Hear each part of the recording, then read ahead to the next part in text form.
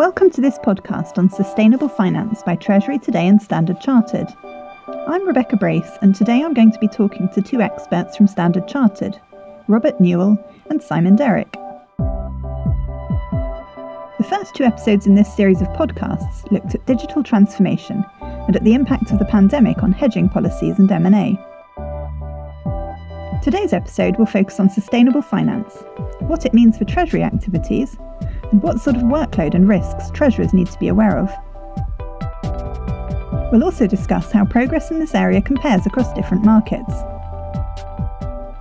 I'm joined now by Standard Chartered's Robert Newell, Managing Director, Global Corporates Europe, and Simon Derrick, Head of Financing Solutions Europe. So hello and welcome to Robert and Simon, and thank you both for joining us today. Thank you very much. Great to talk to you. Hi there. Thank you very much. Yeah, good to speak to you. So to get the ball rolling, why should corporates be looking at sustainable finance and what problems does it solve? I think that the first thing is that sustainable finance needs to be differentiated from sustainability as a whole. The benefits of more sustainable behaviour are well established across a variety of stakeholders, be that customers, equity investors, employees or regulators. But sustainable finance refers specifically to the process of taking environmental, social and governance considerations into account when making investment decisions in the financial sector, which in turn leads to more long-term investments in sustainable economic activities and projects. On the funding side, there are two very distinct types of sustainable finance: use of proceeds and sustainability-linked products that incentivize improvements in ESG performance. On the use of proceeds side, basically green, social and sustainable loans and bonds, sustainable finance structures give investors comfort that the funds will be used appropriately and so can potentially generate cheaper financing because they can access money from investors that want to finance ESG projects, as well as those investors that are indifferent to the use of proceeds. If cheaper funding can be put to work, then we can potentially solve problems quicker. But there are also massive benefits available in products like trade finance, which can help ensure sustainable sourcing and move to net zero, and carbon trading, which can improve efficiency in allocating a declining carbon budget. It is estimated that new financing requirements to keep global warming at an increase of just 1.5 degrees, maybe as high as $8 trillion annually, while the UN estimates that the funding gap to reach the Sustainable Development Goals by 2030 is $2.5 trillion a year. We need to really mainstream sustainable investing to achieve anywhere near those kinds of numbers. And just to add, as Simon mentions, there is an increasing amount of capital being allocated towards sustainable finance, which ultimately should lead to pricing benefits for compliant usages and conversely a premium for continuing what are considered to be polluting or non-compliant behaviour. This hopefully should ensure that businesses and governments and their stakeholders, such as banks and investors, act in a more beneficial manner. Another point to mention perhaps is that with sustainable finance becoming more noticeable, it also highlights the benefits of sustainability, such as net zero adoption, both financially and for wider society.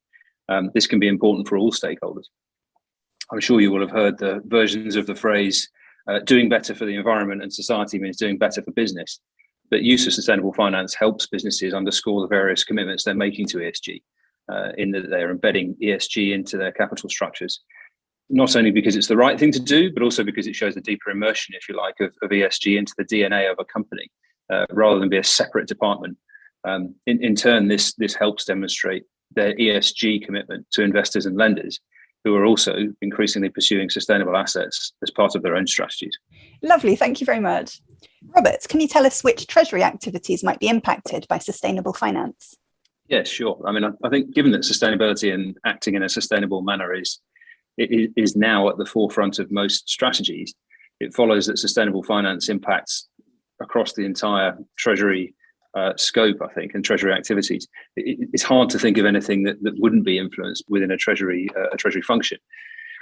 There are perhaps more immediately well-known areas such as funding with green and ESG-linked loans, which have become mainstream for borrowers across corporate, sovereigns and funds, and bond issuance. However, as mentioned earlier, there are broadly two main areas where sustainability financing is evolving, and this is being applied more widely across the Treasury space. For example, ESG-linked derivatives and supply chain financing largely follow similar principles of working on a framework of sustainability-linked targets, whereby there are real benefits for positive action and costs for failing to act. Wider still from that, there are other examples such as green deposits, both money market fund style and now CASA type accounts, which we've recently launched, as well as sustainable repos to ensure that excess liquidity is deployed in a sustainable manner by the banks. These are typically use of proceeds based. As Standard Chartered, we continue to develop products that will help with the evolution of Treasury in ESG. We have executed sustainable repo trades, as I mentioned recently, and we're one of the first banks with sustainable deposit accounts. Our own such sustainable deposit structures are used to fund SDG compliant businesses, which are aligned with our green and sustainable product framework that's been given a second party opinion by Sustainalytics. In terms of bond issuance and the sort of growth in that area, unsurprisingly, sustainable bonds in all formats had another record year in 2021, with estimates of issuance of over $800 billion. And in 2022, we're expecting that to top $1 trillion. In supply chains, supply chain finance, supply chains clearly are areas that can benefit from sustainable finance, with Scope 3 emissions being a key factor on the road to net zero. We expect to see greater focus in this area going forward and further development of products to help address some of the challenges of improving sustainability in sourcing. For example, we're already working with a fintech in Asia to provide deep tier financing within supply chains. In addition to activities that affect all treasuries, certain industries and subsectors could be impacted to an even greater extent. Carbon intensive industries should benefit from the establishment of carbon markets and carbon trading. Carbon trading will be key, I think, to hitting net zero targets going forward. And likewise, heavy energy users are investing their own sustainable energy production, which can impact capital structures clearly and risk management policies with a totally new asset class that may previously have been outsourced, but now considered too important to rely on third-party provision. So how much of an additional workload should companies expect when embracing sustainable finance, and what sort of risks do they need to think about? In terms of workload, it depends on the product being considered and also the nature of the business that the company is pursuing sustainable financing for. Again, there's a difference here between use of proceeds and sustainability linked. On the funding side, use of proceeds deals require strict monitoring that the proceeds will be applied for the intended purpose. And on the bond side, they will require additional work to obtain a second party opinion and a borrower sustainability framework. But these can be relatively straightforward processes. And at SCB, we work closely with our clients on those processes to help reduce the workload. For sustainability linked deals, there is a more holistic borrower involvement, as the structure needs to tie into the overall borrower sustainability strategy, and there will be targets to be set across a range of sustainability KPIs. Those KPIs need to be material for the business, and the targets set, which are called sustainability performance targets or SPTs, will need to be ambitious and potentially aligned with external benchmarks like the Science Based Targets Initiative. In addition, the borrower will need performance against those SPTs to be externally verified on at least an annual basis for a loan facility. So while sustainability linked can be more universally applicable, there is probably more work involved and a requirement for coordination across teams within the borrower, from Treasury to sustainability teams to investor relations. To go to the second part of your question about risk, the most obvious risk is greenwashing. Typically on use of proceeds financings, this is criticism from NGOs, investors or customers that the project being financed should not be eligible, or risks that the deal is not structured well so that some funding can be used for non-green purposes. There have been a lot of efforts to tighten standards with documents like the Green Loan Principles from the LMA and ICMA's Green Bond Principles, but there is still room for increased transparency and equalisation of standards. On the sustainability linked products, greenwashing is still the main concern, although the product in itself does not imply a sustainable use of proceeds for the funding. But the KPIs that are used still need to be aligned with an overall ESG strategy that the client is pursuing. The principal issue for sustainability linked products are that the incentives are not tied to the most material issues for the borrower, and that the targets that have been set are not ambitious enough to encourage real change. This is still an evolving market, and there's a lot of debate around how best to ensure that targets are ambitious, not least because there's an asymmetry of information on what is possible and how difficult it is achieved between the borrower and the lender. And if I may just add, going back to Simon's earlier point, one thing to point out, it's pretty obvious, I suppose, but for use of proceeds monitoring and sustainability linked, for both of them. Once a framework has been established, then in theory, it should be easier to repeat the process with further issuance, for example, or to extend into other financial product areas. Though there's a whole separate point on the continuing additional reporting, clearly. We've observed that there's necessarily a high degree of intergroup coordination required for these frameworks, typically working with the sustainability teams. One area that can prove challenging within the frameworks can be to set interim targets for financings that may fall due sooner than the group's existing ESG targets, for example. Often these targets are set to be deliberately challenging to hit a certain date, perhaps 10 years away. So trying to set interim steps in the meantime can be quite difficult to achieve, particularly given that the original ask when it was set in the first place was deliberately designed to be quite stretching. Some industries where we've seen consensus emerge, just to add to Simon's earlier point, over the past few years on what metrics to monitor and report, which makes it easier. For instance, commercial real estate, we often see sustainability-linked loans with KPIs on scope 1 and 2 emissions, energy efficiency and building ratings. In shipping, we've seen Poseidon principles appear as a guiding light. And the SBTI, the Science-Based Targets Initiative that Simon mentioned, is considered the gold standard, I think, for several sectors. This obviously makes it easier to structure and monitor facilities. And then finally, I think another thing to consider is the direction of travel.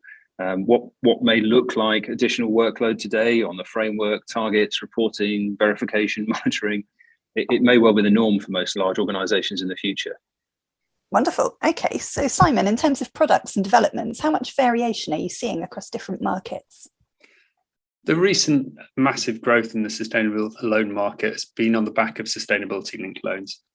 This was initially a European phenomenon, but during 2021, we saw that growth spread into the US market. Between those two regions, we have seen a bit more of a focus on social KPIs in the US market and environmental in the European market.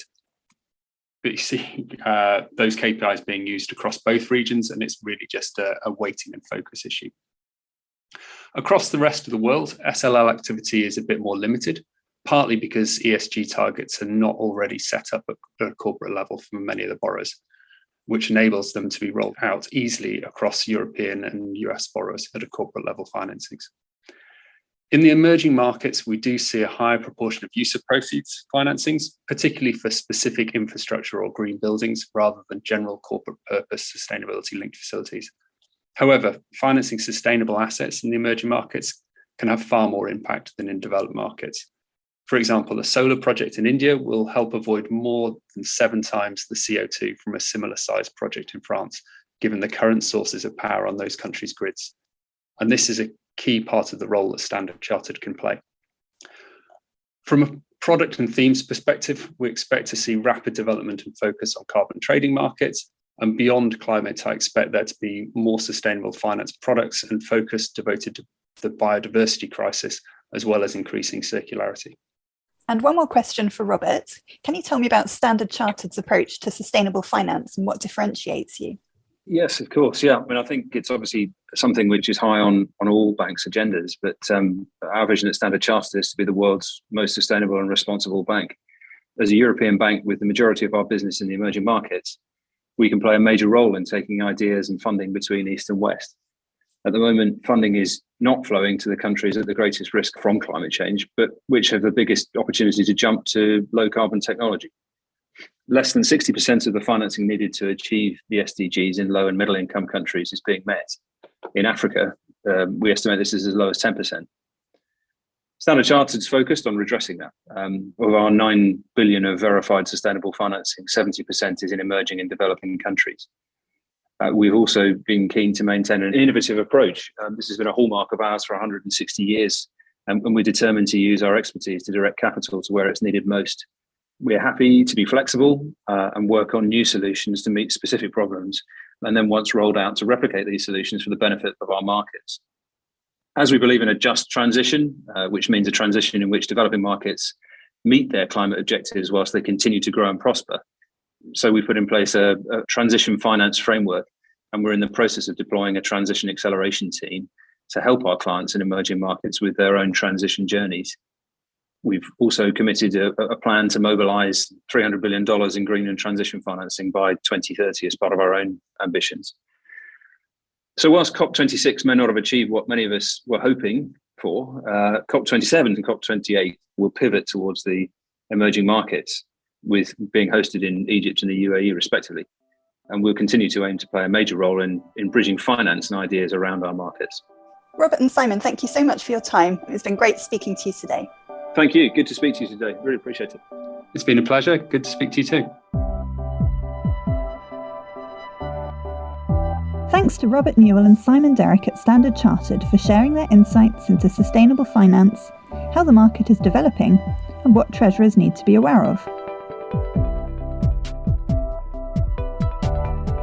Thank you for listening to this podcast, brought to you by Treasury Today and Standard Chartered.